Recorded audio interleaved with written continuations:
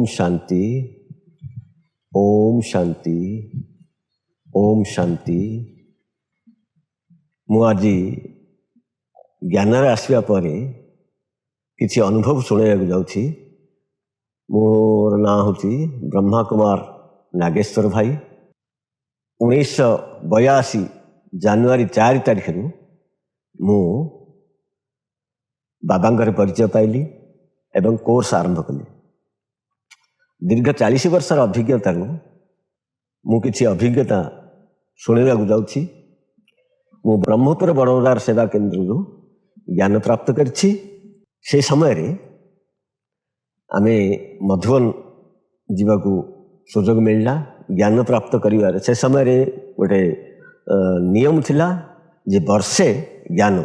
मु अच्छी कुमार भाई आउ जो माने गृहस्थ अरे अछंती से मानव पई गोटे नियम मध्य थिला जे वर्षे पवित्र रहिला परे मधुबन जाई परियो। आम मन को खान पान रो पवित्रता थिला।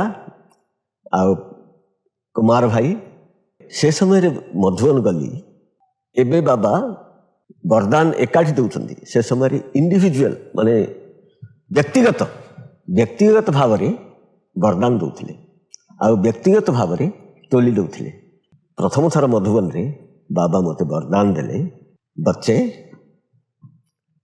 तुम उड़ती कला की आत्मा हो। ए प्रकार वरदान देले, तुम्हें उड़ती कलार आत्मा। आओ द्वितीय वरदान देले, हर्षित गीत गाने वाली आत्मा, सदा खुशी सदा बाहर रहा वाला आत्मा। तेणु वरदान जिते बाबा व्यक्तिगत भाव देले आ टोली देले, मत से समय एमती खुशी अनुभव होती।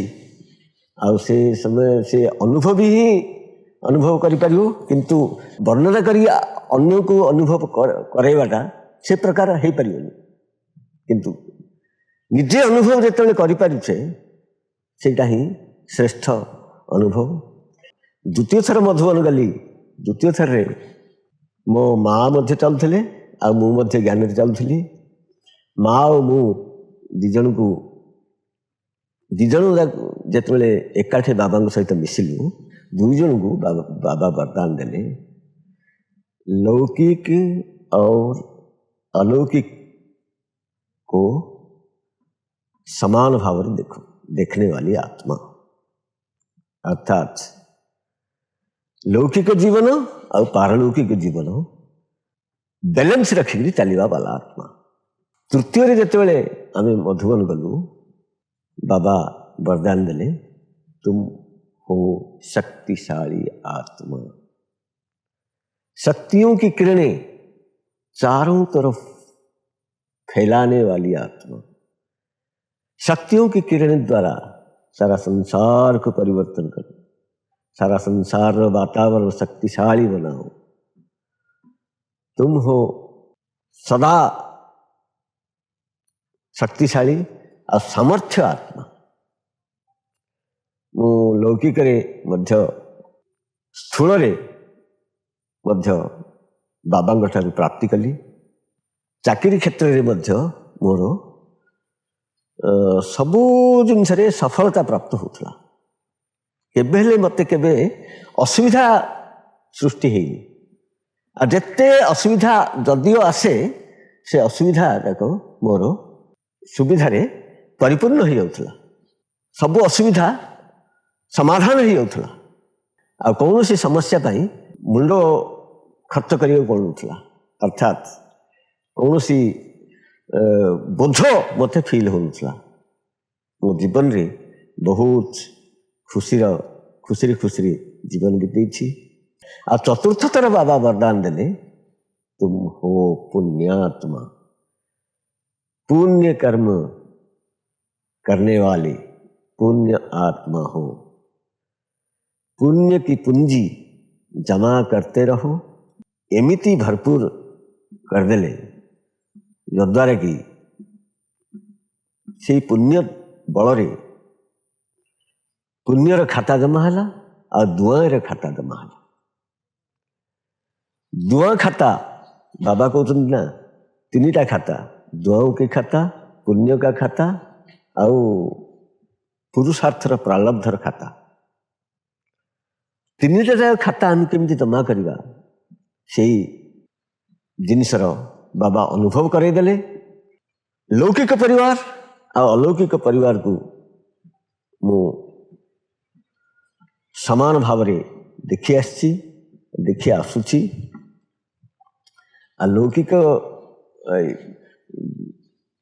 ଏଇଥି ଯୋଗୁରୁ ତ୍ୟାଗ ଆଉ ତପସ୍ୟା ଆଉ ସେବା ଆଧାରରେ ମୁଁ ପୁଣ୍ୟର ଖାତା ଜମା କରୁଛି। ବାବା କହୁଛନ୍ତି ଯୋଗ ଆଧାରରେ ସବୁଠାରୁ ଶ୍ରେଷ୍ଠ ହେଉଛି, ପୁରୁଷାର୍ଥର ଶ୍ରେଷ୍ଠ ହେଉଛି ଯୋଗ, ବାବାଙ୍କୁ ୟାଦ କରିବା। ଏଣୁ ମୁଁ ଏ 40 ବର୍ଷରେ ଅଭିଜ୍ଞତାରେ ମୁଁ ଅମୃତ ବେଳା ପ୍ରତିଦିନ 2:30 ବେଳେ ଉଠି ମୁଁ ଯୋଗ କରୁଛି। ଅମୃତ ବେଳା ଖୁସି ଖୁସିରେ ସମ୍ପାଦନ କରୁଛି।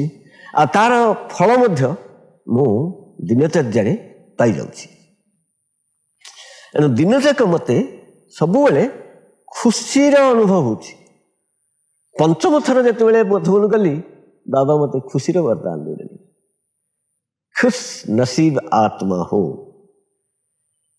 खुशी की डांस करो, खुशी की खजाने प्राप्त करो, खुशी की झलक दिखाओ और खुशी में नाचते रहो, खुशी के गाना गाओ। खुशियों से भर गई तुम्हारा जीवन। अर्थात बाबा मते इमिति खुशी वरदान देले और प्रैक्टिकल रे मध्य से खुशी 40 वर्ष है अनुभव कर आसी। जिते प्रकार बाधा विघ्न सबू समाधान हो जाइए, सहजरे समाधान हो जाइए। कौन सी समस्या पाई मते विशेष मुंड खर्च करने को पड़ नाला। ये 5 थर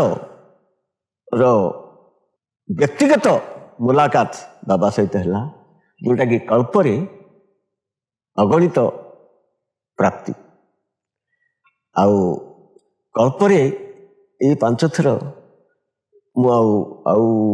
भविष्य तो हेनी, कहीं भविष्य बाबा ग्रुप वरदान देदेले, जोन वरदान देदेले, सेंटर रे समस्त मिसेगिरी वरदान देले, तापर जोन रे मिसेगिरी वरदान देले, तापर वर्तमान यूनिवर्सल वरदान देदेले। किंतु व्यक्तिगत वरदान जो बाबा मिली से अनुभव आउ कहले न सरे। बाबा मधुबन आमर कुमार भट्टी होता थारे मुझे जाइली, से समय रे बड़दादी गोटे प्रोग्राम रखिले। 7 दिन कुमार भट्टी थिला। दिन को जड़े जड़े कुमार 2 जन, दिन को 2 जन कुमार भाषण देवे मधुबन स्टेज उपरे 5 मिनिट, केवल 5 मिनिट। से 5 मिनिट भाषणर मुझे सुजोग पाई। से भाषण रे मते एमिति खुशी मिलथिला, अर्थात मधुबन स्टेज रो अनुभव है। मधुबन रे स्टेज रे बसवार सुजोग मिलथिला। से 5 मिनिट अनुभव 5 मिनिट भाषण निराकारी, निरहंकारी, निर्विकारी आउ डबल लाइट फरिश्ता ये उपरे भाषण देइथिली। स्वच्छ और पवित्र केमती रहिबा, पवित्रतार शक्ति केमती प्राप्त करिबा। आ जमती भक्ति मार्ग रे द्रौपदी को चिरहरण समय रे जो चेष्टा करथिले, तांको स्वामी मानकठु मध्य तांको किसी सहयोग मिल नथिला। किंतु जेतेबेले द्रौपदी समर्पित होकरी हाथ टेकी देले सेतेबेले भगवान कर वरदान प्राप्त है। भगवान को वस्त्र आसला।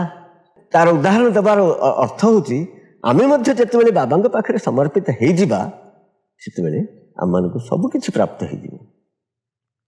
आमे बाबा पाखरे समर्पित न होई केते प्रकार कोशिश चेष्टा कले मध्य आमे सफल हो पारिबानी।